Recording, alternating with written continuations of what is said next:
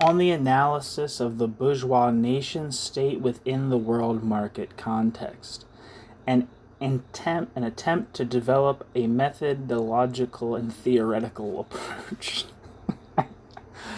Claudia von Braunmühl. The imperialist system, particularly in its metropolitan regions, is characterized to an increasing extent by the contradiction between internationalization and nationalization of the process of accumulation, a contradiction which manifests itself today in the appearance of internationally operating capitals such as multinational corporations and the constant intervention of the state apparatus in the reproduction of the national capitals. In attempting to come to an analytic understanding of this contradiction, every analysis of imperialism, whether empirical or theoretical, is confronted by the double dilemma of the covert conservatism of the dominant concept of imperialism and the inadequacy of those attempts which up to the present have been made to investigate it. The current definitions represent imperialism as a, quote, spillover, end quote, problem of one form or another. A national capital which was once essentially internal in scope reproduces itself externally to a growing extent and thus produces imperialism. Such a conception contains latent bourgeois elements. Imperialism has the specific partition of the world market into national states as a precondition, and such a use of the concept consolidates this in such a way that it takes on an almost normative character. The accumulation of national capital suddenly acquires its own legitimacy in the face of the intervention of external capitals. Rather than assessing the quality of the intervention from the nationality of the capital or of the capitalist, it should be a question of determining the effect of the intervention on the chances for revolutionary change and establishing the part played in this by boundaries, by the process of accumulation of national capitals, by the national development of productivity, and by the national state apparatuses. It is, in other words, a question of giving the concept of imperialism added precision along the dimensions of the international division of labor and class struggle as these are determined by the historically changed function of national statehood, and in this, the specific mold of the international division of labor as it is structured by metropolitan capital is of particular importance. The problematic of the current concept of imperialism is reflected in the attempts which have so far been made to investigate it, and which try to provide a conceptual account of the relation between the world market movement of capital, imperialism, and the state. In particular, Marxist-oriented accounts have tried to free themselves from the traditional point of view that sees the state as determined in the first instance by internal processes to which external determinants are, as it were, appended a posteriori. In analyzing the process of capital accumulation as an international one, they conceive of the contemporary state as the political representative of, quote, national, end quote, capitals in relation to intensified contradictoriness, alterations of form, loss of function, expansion of function, as well as the tendencies towards new forms of statehood and the conditions for their realization. Although this shows an analytic regard for more recent developments, a methodological procedure which focuses on the national capital and its state is retained. Numerous accounts have developed from this position in which the, quote, development of underdevelopment, end quote, is elevated to the central object of research. Here the formation of the capitalist mode of production and its worldwide expansion is seen as a process taking place within international context and on an international scale, and its, quote, other face, end quote, is analyzed as the decisive factor determining the course and form of developments in the peripheral regions. Thus, although the integration of national independently organized economies in the world market is seen as a phenomenon historically inseparable from capital, this insight is, however, confined to the extreme disparities exhibited in the relationships between the metropolitan areas and the peripheral regions, where this context is, of course, particularly obvious. This insight, however, must be raised to the level of a theory. It must be formulated there as a question regarding the international determinants of state interventionism, the insight into the way in which the world market mediates national accumulation and development of the productive forces, which first received theoretical attention as the international context of crisis, makes it in fact theoretically impossible to consider national economic development and the activities of national state apparatuses as being to a large extent internally determined.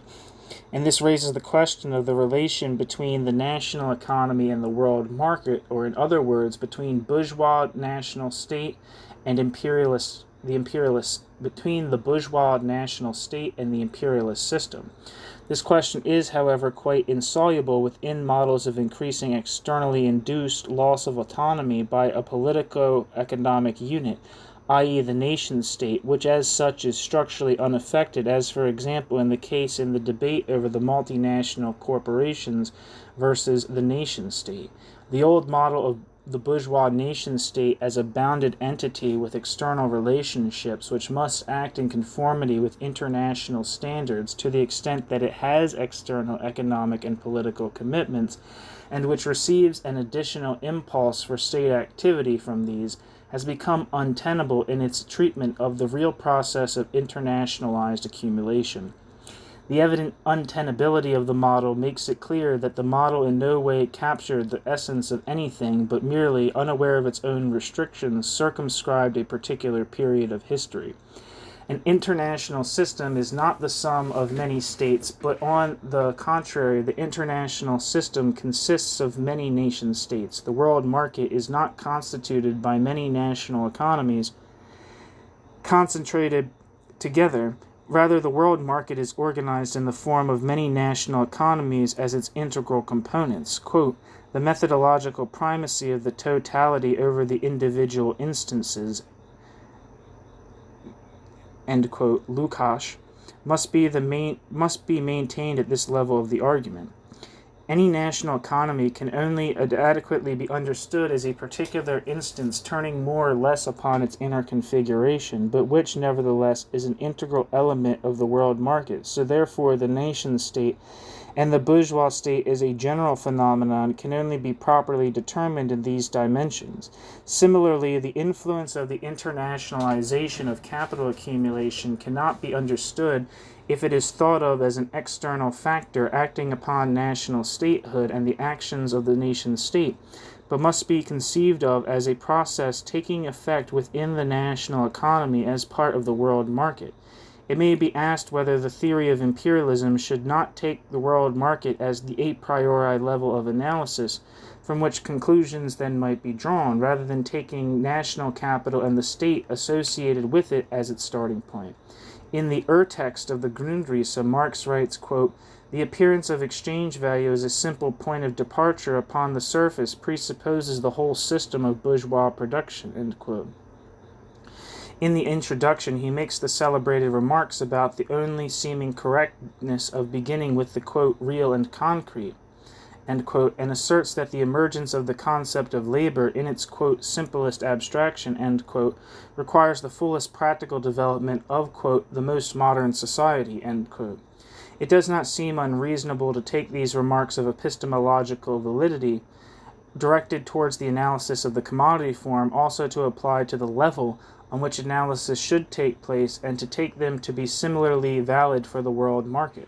Quote, as a rule, the most general abstractions arise only in the midst of the richest possible concrete development, where one thing appears as common to many, to all.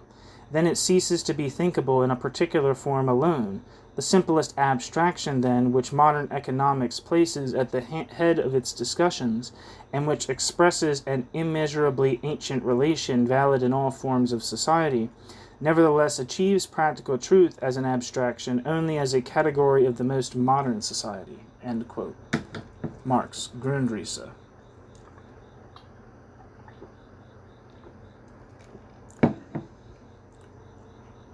This is valid not only for the construction of politico-economic categories and their articulation in deductive schemata, but also for the determination of the level at which the categories of an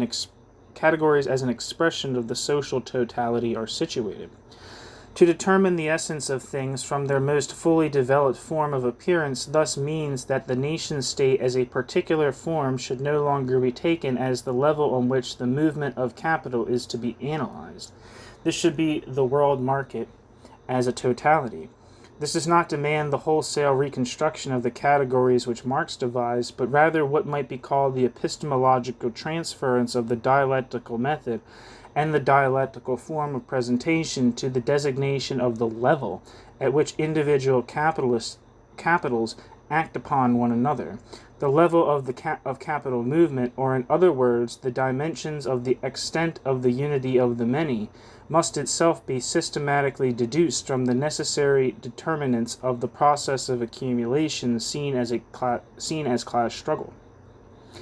Rather than springing in conceptually unarmed, at some level, which is taken to be factually given, whether this is the nation or the world market, and trying to trace the movement of capital in the development of its laws within it, the aim should be to determine the relation between the two of them both in the conditions of the possibility of their relative separation and in the concrete terms of the history of accumulation. End quote. Quote. Not end quote, that wasn't a quote. This is a quote. Quote, the tendency to create the world market is directly given in the concept of capital itself. End quote. Marx, Grundrisse. This tendency becomes more and more clearly manifest. The world market is the place, quote, in which production is posited as a totality together with all its moments, but within which at the same time all contradictions come into play. End quote. Grundrisse. It becomes the sphere of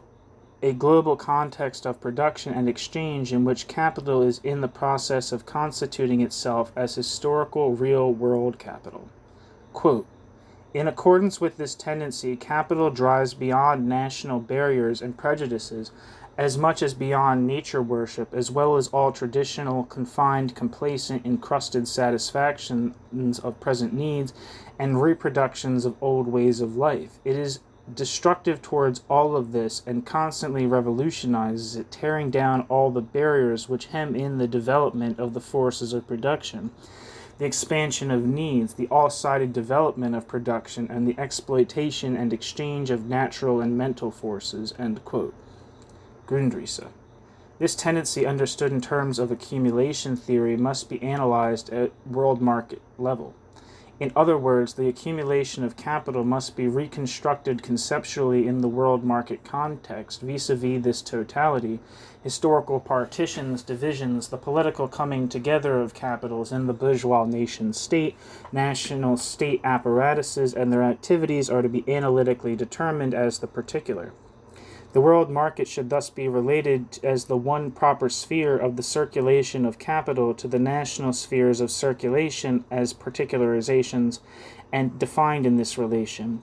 The appropriate analytical level is thus that of the world market, and the task before us is to explain its differentiation as national capitals and its organization as nation-states. Thus, rather than investigating the extent of the diffusion of national capitals into capitals acting and merging on a world scale, which is conditioned by the process of accumulation and the consequences which arise from this by either a methodological or analytic procedure, and thus remaining focused upon the bourgeois nation-state, attention should be turned to specifying the conditions under which capital, the movement of which is international in its very essence, is particularized into national capitals and their delimited political organization in the national state. A further topic for examination is how the world market context of capital in the period of the internationalization of production influences class relations so as to unify or further differentiate class relations, given that these class relations are themselves to be understood as an international ensemble with nationally located centers of gravity.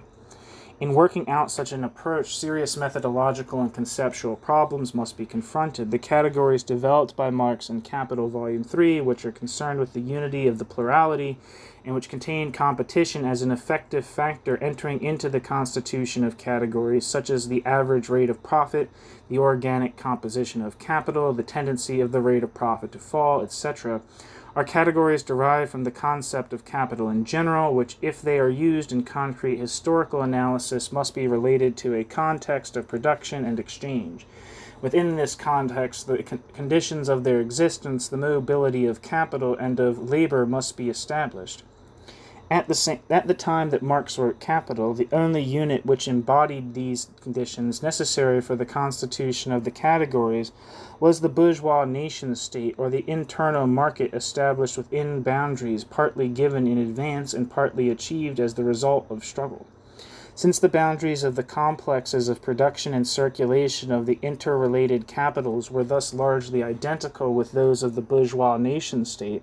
the categories, such as the average rate of profit, could only find empirical reference as categories reflecting an historical reality in a national framework. The concrete contradictory unit of the many had, corresponding to the historical unfolding of the development of the productive forces, the concrete contradictory unity of the many had, corresponding to the historical unfolding of the development of the productive forces and the division of labor, its historically most highly developed form of appearance in the national capital. This does not mean, it must be stressed, that Marx developed these categories belonging to the concept of capital in general in a national context, and that it is necessary to, quote, dehistorify, end quote, them through a complicated process of decontextualization and abstraction, but simply that he relates them in moments of empirical concretization to the national framework. This is partly for reasons to do with the historical nature of accumulation, but partly, however, also because the conceptual development of competition was insufficiently differentiated to allow for a view of the state as the political form of organization of competing capitals gathered together in historically formed systems of reproduction. Thus, Marx defines the average rate of profit on the basis of the methodological presupposition of the same degree of exploitation of relative and absolute surplus value in a, quote, given country, end quote, Capital Volume 3, stressing that, quote, what we want to show in this part is precisely the way in which a general rate of profit takes shape in any given country, end quote, Capital Volume 3. Marx speaks of the process of the equalization of the profit rate, quote, in a given national social formation, end quote, Capital Volume 3, and thus applies the concept of, quote, total social capital, end quote, in a concrete manner only within a national framework. In fact, Marx cannot conceive of the world market as anything other than an aggregation of national units, and his explanation of, quote, national differences in wages, end quote, in Capital Volume 1 is based on this. The concept of a national capital combines an economic concept subject to its own laws with a political concept which in its essence is contingent to the economic. As a result, it seems all too easy for the political concept, a short everyday expression, to become a substitute for systematic consideration of the conditions understood from the point of view of accumulation theory, required for the constitution of the specific historical form of appearance of the unity of capital. In the course of the process of accumulation, of the extension, differentiation, and intensification of the social division of labor, of the increasing establishment of international capital mobility and supranational interpenetration, the unity of the divided complexes of reproduction, i.e. national capitals previously established selectively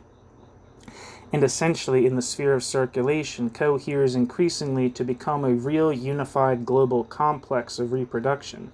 To the extent that this development arises from the process of the valorization of capital itself, it marks a new historical and concrete form of appearance of the unity of capital, which vis-a-vis the previous unity shows itself to be a process of particularization which must be determined historically. The analysis of the movements of capital must start from the level of that new unity within which capital movement actually takes place. If the movement of capital and with it the law of value are to receive conceptual analysis at the world market level, then the derivation and determination of the form of the bourgeois state must be introduced on this dimension, or perhaps can only be accomplished at this level. In the light of the fact that the sphere of motion of capital and of the law of value is the world market, and that the law of value, in accordance with the inner laws of capital, progressively realizes its tendency towards worldwide effectiveness, the form of the bourgeois nation state, the political organization of separate complexes of reproduction, the political condensation of national capitals, cannot be derived from the merely internal dimensions of a commodity-producing class society alone, is not just a question of the derivation of the state in general, but of the derivation of the specific political organization of the world market in many states, or in other words, of explaining the particularization of capital in national capitals, each with their own political organs and their own features. This is an indispensable prerequisite for any analysis which has the forms of appearance of contemporary imperialism and the problems of state interventionism as its object. Marx himself never touched upon this problem at length, much less offered possible solutions to it. His only remarks on the topics are essentialist, underived, and unfounded quasi-analytic statements, which are ultimately of a rather descriptive nature. Quote, it, i.e. bourgeois or civil society, embraces the whole commercial and industrial life of a given stage, and insofar transcends the state and the nation, though on the other hand again it must assert itself in its external relations as nationality, and internally must organize itself as state. End quote. German ideology. Quote, but it, i.e. the state, is nothing more than the form of organization which the bourgeois are compelled to adopt, both for internal and external purposes, for the mutual guarantee of their property and interests. End quote. German ideology. Or in the description which bundles a whole range of historically diverse forms together, quote, the quote, present society is capitalist society, which exists in all civilized countries, freed in varying degrees from the admixture of medievalism, modified in varying degrees by the particular historical development of each country, and developed to a varying degree. In contrast to this, the quote, present state, end quote, changes with each country's border. It differs between the Prusso-German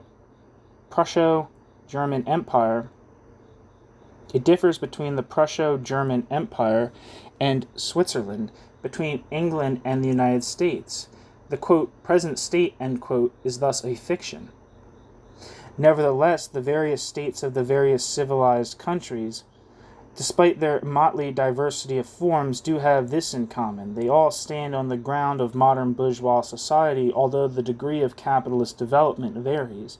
They thus also share certain essential characteristics. In this sense, one can speak of, quote, present states, end quote. In each of these, the multi-state nature of the world market is presupposed, never examined. Thus, materialist theory, in its present stage of construction and reconstruction, hardly provides points of contact for the presentation, in the context of a rigorous derivation, of the specific statal organization of the world market. Neither, on the other hand, can a reasoned argument be produced to show that such a derivation is impossible, nor is the answer to be found by taking some concept of the state and making a plausible deduction of its plurality. And I keep having this thing when I'm reading of, like, you know how like a certain like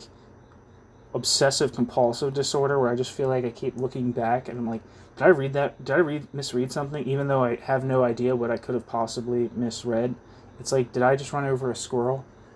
It's like, you haven't, like, without having any real reason to think I ran over a squirrel, but then there's no reason, but then you're like freaking out because it's like, well, there's no reason I didn't hit a squirrel. Maybe I did hit a squirrel. But you're so, I don't know.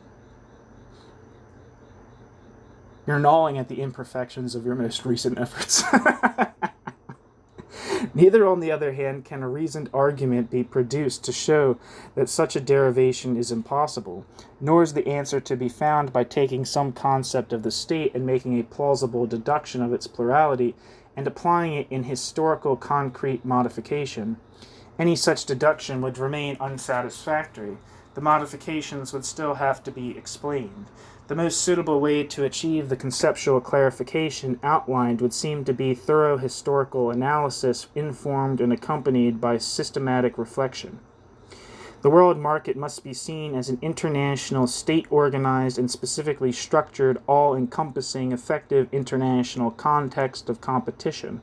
within which statehood arises and consolidates itself, and states form their characteristic economic, social, and political structure. The concreteness of the particular nation's state and its economic form determination is to be explained in terms of the particular historic circumstances and preconditions under which the various total national capitals develop.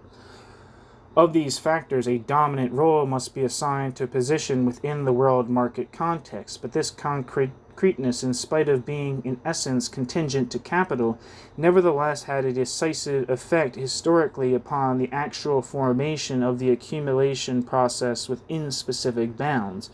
Thus, it in turn played a decisive part in the determination of the particular pattern of development of the productive forces, of class relations, and last but not least, the specific configuration of the state apparatus, its functions, and its perception of its function as much as its position in the context of class society. The particular pre-existing territorial features of the pre-capitalist system of reproduction and the structure of its administrative apparatus of rule are similarly of central importance. Conceptual reflection must be introduced in the analysis of the formation of bourgeois society in the context of the world market, which is, quote, the basis and the vital element of capitalist production, Capital Volume 3, of the connection between the growth of national systems of reproduction and the development of the world market and of the influences mediated through the world market upon the specific features and modes of action of the national state apparatus. The historical account of the origin of the capitalist mode of production in the particular form of national capitals and of the world market assuming the form of organization of political nation-states requires the discovery and reconstruction of the systematic conditions for the constitution of the categories. For if, as is here being maintained, the world market is the appropriate analytical level,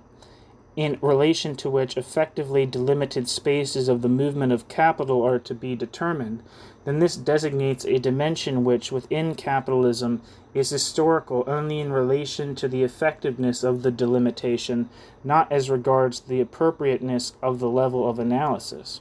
In other words, it is a question of reconstructing as substratum of the categories, as it were, the effectiveness of the world market context as manifested from the onset of the capitalist mode of production right up to its development in monopoly and imperialism. The existence of regionally delimited political entities exercising sovereignty was from the start the precondition and the specific barrier, The existence of regionally delimited political entities exercising sovereignty was from the start the precondition and the specific bearer of the constitution and consolidation of a complex of exchange based on the division of labor on the basis of the capitalist mode of production, and thus also of the unfolding of the laws of capital. But at the same time, the establishment of the capitalist mode of production presupposed the world market on the one hand in the sense of capturing of wealth, and absorption of commodities on the other hand. The world market was the vital element of capital in such a manner that the disunited processes of accumulation did not form themselves into a single unit, but rather using and changing the function of pre-existing boundaries and apparatuses of domination, they assumed political forms of organization, those of the bourgeois state, which relate competitively to one another. Quote, the colonies created world trade, and world trade is the condition of large-scale industrial enterprise. End quote. The Poverty of Philosophy. Owing to their dual function as providers of raw materials, precious metals, luxury goods, and slaves, and as a market outlet for predominantly manufactured products, the steady expansion of the world market, initially in a time of still predominantly feudal structures, acted as a powerful driving force in the accumulation of treasure, the circulation of money, and commodity production for an expanded market. The world market is an integral component of those processes which have as their result primitive accumulation and the industrial revolution, in other words, the assertion of the capitalist mode of production and its laws. That is to say, that right from the origins of the capitalist mode of production, the world market is integrated into the national economies in which this process takes place. In the course of securing and maintaining the material basis of its supremacy, the political apparatus of feudal rule was transformed into the absolute state, which, partly in objective and partly in direct coalition with merchant and manufacturing capital, undermined its own economic and social foundations to act as midwife to the capitalist mode of production. The, quote, centralization and organization of state power, end quote, Moralizing Critique and Critical Morality by Marx, achieved by the absolute state precondition for a wide-reaching series of measures aimed at increasing wealth and centered on the rising bourgeoisie, required the definite establishment of state boundaries, which gradually lost their dynastic character and acquired a growing economic significance, becoming the framework within which the bourgeois nation-state was gradually formed. With the implementation of a state-supervised monetary system and the expansion of the channels of commerce and trade, etc., the absolutist state promoted the unification of the conditions of circulation. Quote, the bureaucracy maintained the notion of unity against the various states within the state, end quote. Contribution to the critique of Hegel's philosophy of law.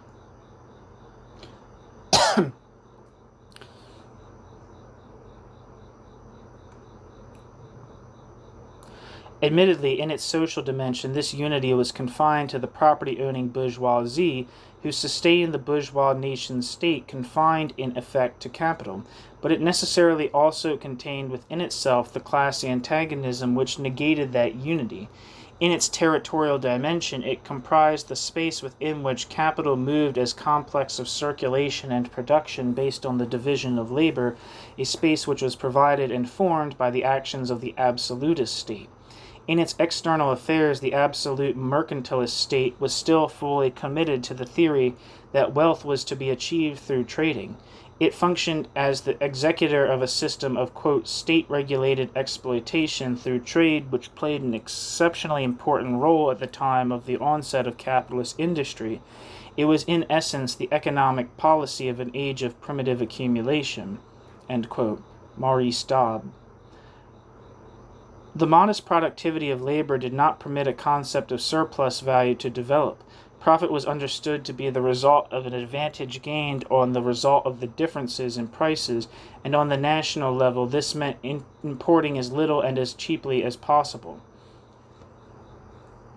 and exporting as much and as expensively as one could. As a result, the central aim of mercantilist policies was a monopoly control of export markets and a structure of production in the colonies geared to the needs of domestic manufacture and industry. Thus, a comprehensive system of state regulation, expression of the still extreme need of the capitalist mode of production for protection and support, provided for the furnishing of the requisite labor power and the promotion of industrial life. The protective external borders became a defensive tariff wall for production and the internal market for as long as, and to the extent that, ascendant capitalism required protection within these borders in order to, quote, manufacture capitalists, end quote. Through its policy of optimal strength on the world market, the mercantile state achieved the systematic integration of the world market into the national economy and the structuring of the national economy for the world market. in its external policy, and not just in the waging of war, but also in the provision of legal guarantees and international exchange operations, the state appears clearly as representative and guarantor of the dominant mode of production.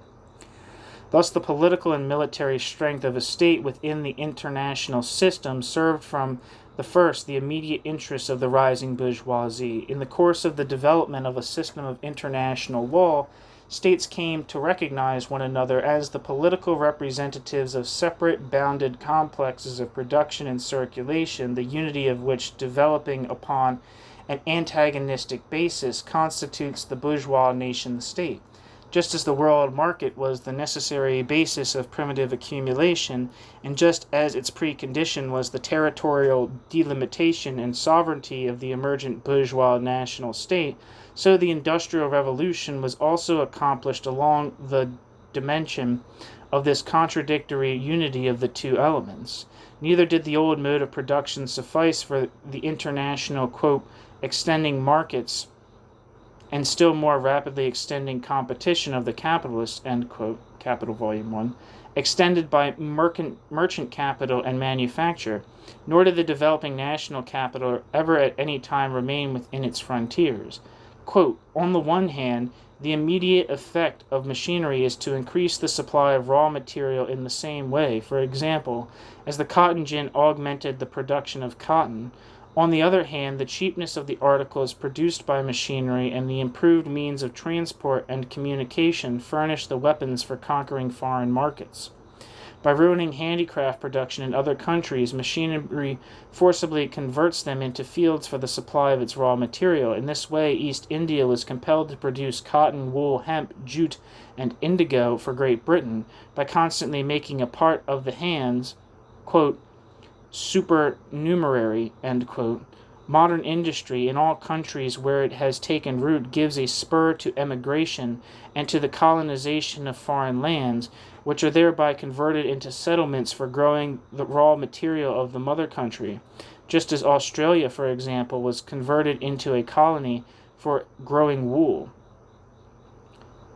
And this is the rest of the quotes in italics. A new and international division of labor, a division suited to the requirements of the chief centers of modern industry, springs up and converts one part of the globe into a chiefly agricultural field of production for supplying the other part, which remains a chiefly industrial field, end quote. Capital Volume 1.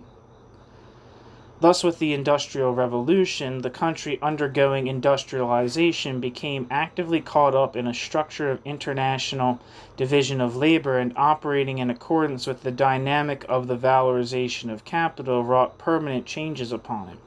In the violent process by which the structure of the international division of labor was established,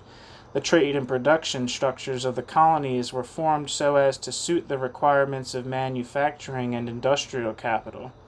and thus achieve the accumulation necessary to secure the capital expenditure needed for the success and prosperity of the capitalist mode of production in the metropolitan regions. The structure of international relationships became, quote, the expression of a particular division of labor, end quote, and altered in accordance with it. Separate and particular histories became subsumed and condensed into a single world history. This process, which was initiated in England with the support of a state apparatus with active international involvement, was to the advantage of British capital and detrimental to the autonomous reproduction of those countries, where the unevenness of political and economic development made for feudal relations which were much more stable and far more resistant to external influences. Once the world market had come into being, and once the capitalist mode of production was established, the remaining European states were compelled to open up to them on pain of economic stagnation, or the loss of the material basis of their authority. Where the social preconditions were lacking, this opening up was achieved through the active involvement of the state apparatus, which owes to a large extent its specific shape and its specific location in class society to just those interventions in the service of the establishment of the capitalist relations of production. Quote, Since 1825, the intervention and employment of machines is simply the result of the war between entrepreneurs and workers, and even that is true only of England. The European nations are compelled to adopt machinery by the competition to which they are subjected by the English as much in their domestic markets as on the world market." End quote. Marx, Letter to Annenkov.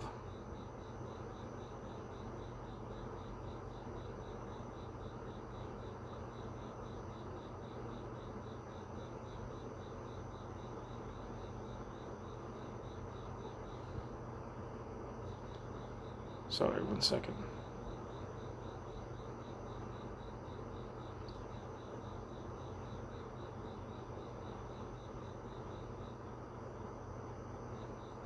Damn it, where am I?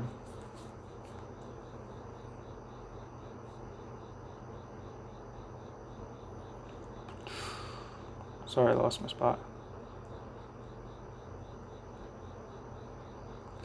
Whereas England was in world market competition with states which were still at the stage of an almost pure merchant capitalism, the European states were confronted in both domestic and external markets by a technologically superior competitor with extensive world market connections, which was permanently in a position to effect value transfers through profitable unequal exchange. They were thus forced, on the one hand, to create a complex of production and circulation subject to their own control and protected as far as possible from external influences by means of protective tariffs, and on the other, to revolutionize economic and social relations in order to introduce capitalist relations and promote the development of competitive conditions of production, or in a word, to develop a national capital which would be competitive on the world market. The less the pre-capitalist relations of production were already in a state of decay, the more the state-mediated acceleration of accumulation contributed to the petrification of pre-capitalist class relations, and the more the active state apparatus became autonomous. Thus, in every metropolitan country which underwent primitive accumulation and an industrial revolution in the wake of England, class relations and the relation of the state apparatus to society bear in a specific manner the imprint of that country's position on the world market. Whereas in England the bourgeoisie, in coalition with an extensively capitalized aristocracy, was able to secure its influence over the state apparatus with relatively little force or bloodshed, in France, in contrast, it required an economic crisis mediated by the world market and resulting in revolutionary convulsions for the bourgeoisie to gain an influence upon the structure and activity of the state apparatus. Moreover, the bourgeois republic, as historical political expression of the consolidation of the capitalist mode of production, was able to establish itself in France only some 40 years later than in England. In Prussian Germany, on the other hand, with its oft-cited, quote, late start, end quote, the confrontation between relatively stable feudal relations and the necessity for self-assertion on the world market developed in forms of forced accumulation in which a relatively developed banking system played an important role. The protracted and for a long time incomplete penetration of the capital relation and the persistence of feudal conditions. The political action of the state apparatus eliminated those obstacles to primitive accumulation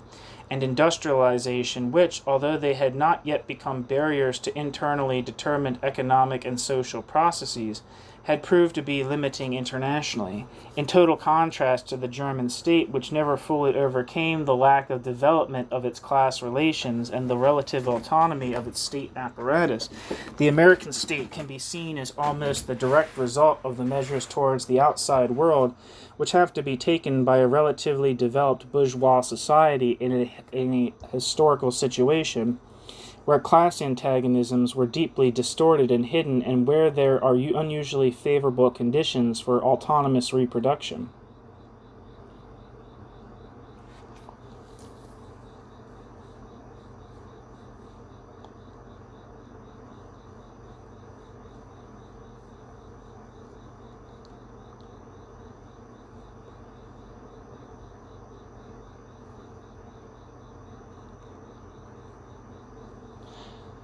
Lacking any objectives over and above society, the state apparatus in the USA developed an administrative reflection.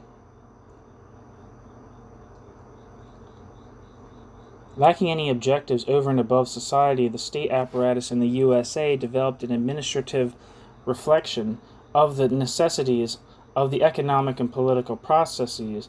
and with the closest of ties with the clientele affected. The study of the historical material dealing with the establishment of the capitalist mode of production makes it clear that the capitalist mode of production in general can only arise within the context of a world market established by merchant capital. The world market is the precondition, quote, the basis and the vital element, end quote, of capital, and therefore logically inseparable from the concept of capital, although in its real concrete form, as a space permeated and constructed by capital, it depends upon the concrete historical unfolding of capitalist relations of production and the transformation of pre-existing territorial boundaries into the bourgeois nation-state as political form of organization, a necessary basis for the operation of capital. The world market retains its characteristic principle of organization, the general realization of which reflects the penetration of capitalist relations of production. Of compelling importance as a constitutive element, the world market at all times remains a real influence and conditioning factor in the process of the development of nationally organized capitalist complexes of reproduction, and asserts its dimension within the nationally organized process of accumulation, both in periods of prosperity and in crisis. If the world market is the basis and the integral scope of the capitalist mode of production, the bourgeois nation-state is also the basis. The bourgeois nation-state is both historically and conceptually part of the capitalist mode of production. The economic relation of force in the capitalist relations of production is always required for its continued profitable domination, as well as for its establishment, the exercise of political force localized in the apparatus of the bourgeois state to intervene and to protect it.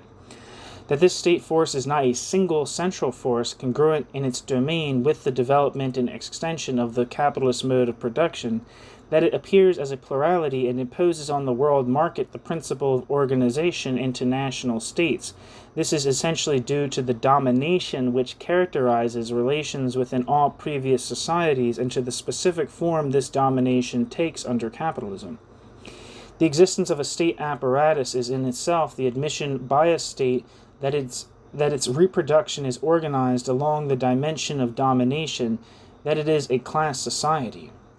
Ultimately, it is the conditions of the material interchange between man and nature and the development of the productive forces which give to the statement that, quote, the history of all hitherto existing societies is the history of class struggle, end quote, Communist Manifesto, its specific historical concrete form referred to by Marx and Engels as social formation, to which there corresponds in each case a specific form of the exercise and preservation of authority. The pre-capitalist state formations, with their historically contingent frontiers strongly dependent in their extent on the development of the productive forces, are characterized equally by the nature of their internal domination and by the rivalry of their external power struggle. The border marked the end of one and the beginning of the other. The capitalist mode of production then comes into being within these pre-existing bounded territories where authority and competition prevail. In the capitalist mode of production, domination is reproduced in the mechanism of economic functioning itself, and yet needs politically regulative and repressive safeguarding precisely because, as anarchically exercised authority, it is incapable of being adequately assured by the operation of the laws of production. Many centers of capital arise, reproduction and accumulation take place within limited areas. Capital avails itself of the existing political apparatus of force to impose and safeguard itself, reforming and expanding it according to its own needs. In the nation-state, the bourgeoisie constitutes itself as a unit operating politically on the world market in a competitive relation with other national bourgeoisies, just as within the framework of national borders, fractions of the bourgeoisie, quote, only constitute politically active units through their relationship to the state, end quote.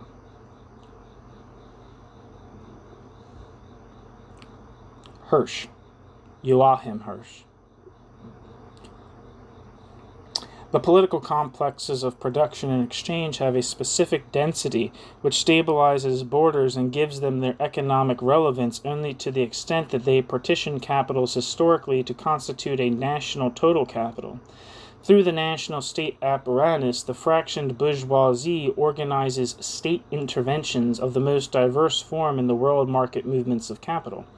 Whether such interventions are domestically focused or whether those interventions involve actions directed outward depends upon the particular imperatives of valorization and the particular class constellations.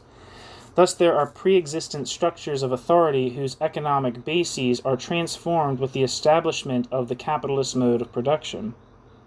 Once it has embarked upon the process of its development, capital imposes its laws upon the rulers within a defined territorial area, on pain of losing their power through the gradual erosion of its basis, mediating through either internal or external assault. The existing apparatus of power, in acting to maintain the material basis of their authority, function as the objective vehicle of the capitalist mode of production and as the administrative executors of, quote, the historical dissolution process and as the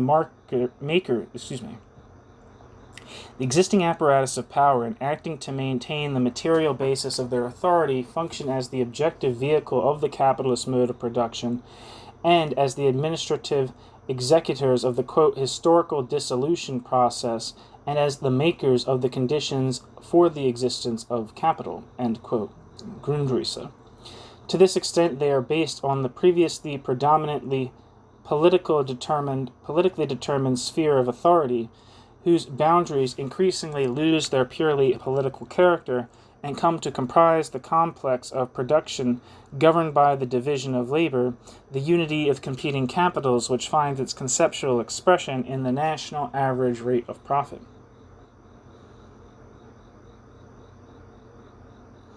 The universal character of the capitalist mode of production also asserts itself in the fact that it brings forth and strengthens the bourgeois nation-state as a reproduction complex of a specific density separated off from other bourgeois nation-states as a partial center of accumulation. Once the capitalist mode of production had established itself in England, less developed forms of national production in other countries began necessarily to be rendered obsolete by English large-scale industry. The specific establishment of the capitalist mode of production in France and Germany shows in an exemplary manner the necessity of forming nationally determined centers of capital accumulation mediated through the state apparatus. The necessity was derived from the political premise of autonomous economic and political authority, which was maintained at the cost, naturally, of the transfer of that authority from the hands of the feudal class into those of the bourgeoisie. The relevance of the formation of politically bounded centers emerges even more clearly from a consideration of the coming into existence of the United States.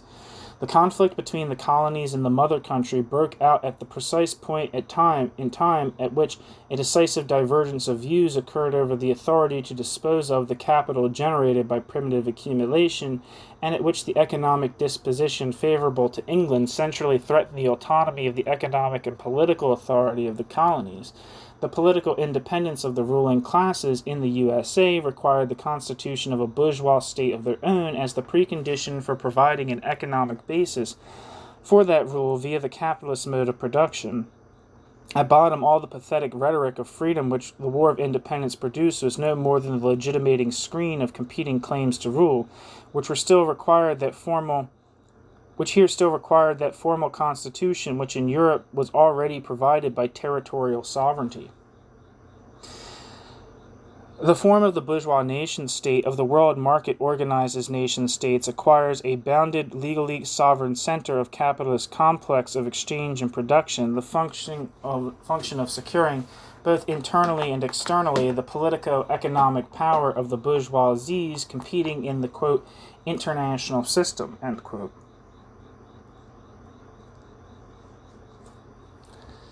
The form, however great its economic significance, quote, the relations of industry and trade within every nation are dominated by their intercourse with other nations and are conditioned by relations with the world market, end quote, is ultimately not comprehensible without recourse to the political moment of domination which is implicit in the economic relation of force between wage labor and capital, and without reference to the competing claims to rule advanced by rival bearers of authority. This political moment here acquires a fundamental significance inasmuch as without its introduction in the schematic derivation of the political form of the economic, competition between national bourgeoisies as a mere reflection of competition between national capitals, the constitution of this capital as national, the insistence on its own foundation and the exercise of authority as opposed to the theoretically conceivable profitable participation in non-national authority cannot be established. In the national organization of the world market, with all its implications for the development of power and for its exercise, there is nevertheless an admission. The admission again that domination lies at the core of the capitalist mode of production, and with it the antagonistic and competitive striving to maintain it by whatever means. The bourgeois nation-state is indeed the primary location for the social reproduction of class relations. It is here that repressive political measures for their preservation are carried out, and this becomes ever clearer with the growing coincidence in the scope of economic and social reproduction. On the other hand, political self-assertion in a specific national state and the arsenal of means of power which go along with it is indeed the precondition for long-term economic self-assertion. However, neither the considerations of economic nor of social reproduction are adequate to explain the refusal of one national bourgeoisie to accept the politico-territorial subjection to another national bourgeoisie.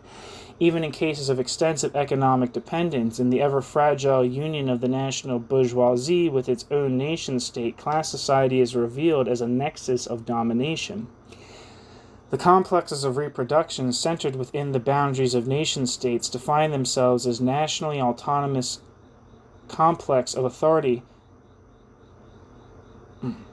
The complexes of reproduction centered within the boundaries of nation-states define themselves as nationally autonomous complexes of authority, principally through the ownership of the means of production and the overall direction of the process of production on the part of the national bourgeoisie, who in the state apparatus have created an organ of authority which will represent their own interests. Insofar as the basis of this authority is grounded in the continuous appropriation of surplus value, national bourgeoisies will compete with one another for the surplus value produced on the world market, and the extent, the forms, and the strategy and methods used in this competition are centrally dependent upon the process of accumulation and crisis as an increasingly international process. The nation-state is thus not merely the historical form of organization within which capital first develops and grows into a nationally centered complex of production and exchange. It is also mediated through the national development of the course of accumulation, mediated above all through the state apparatus, an indispensable instrument necessary to secure the profitable outcome of the valorization of national capital in its competition with many other capitals combined together in nation-states. It is the guarantor and regulator of the conditions necessary for the reproduction of capital within the framework of the nation-state, and at the same time also the apparatus of the repression of national labor power. As is stated in the Communist Manifesto, the class struggle is, quote, though not in substance, yet in form, a national struggle, end quote. Even if the internationalization of accumulation involves the increasingly international determination of exploitation and the direction of the particular national production processes are structured by the conditions of international competition and differences in productivity, the authority which safeguards this exploitation still continues to be mediated nationally. It is precisely the actualization of the international complex of accumulation and crisis, functioning as a pressure towards the equalization of the different national levels of productivity, which activates the national bourgeoisie's interest in safeguarding the basis of its rule, which, as an imperialistic one, itself transcends national frontiers. It mobilizes the state apparatus in its defense, and thus, in spite of the growing non-coincidence between accumulation processes and state frontiers, consolidates the organization of the world market into nation-states. The relation between the world market and the nation-state is therefore to be understood as a historical continuum internal to capitalism and to be determined with reference to the laws unfolding in the process of accumulation of capital in a specific concrete historical form. In this context, it is necessary to reach a more precise understanding of the extremely blurred concept of the world market. Marx uses the concept to describe the location of those international trading relationships which in a centuries-long process helped to accelerate the destruction of feudal relations. When, however, he writes of the, quote, entanglement of all peoples in the net of the world market, and with this the international character of the capitalist regime, end quote, in Capital Volume 1, the world market is envisaged as the fully developed domain of capital movement. Clearly, a theoretical distinction must be drawn here between two separate states of affairs which are linked by capital's development according to its own inner laws, and distinguished by the historically different level of accumulation and the different structuring of the international division of labor. Part of the task of any theory of imperialism is to undertake to account for these historically differentiated determinations on the basis of a theory of accumulation.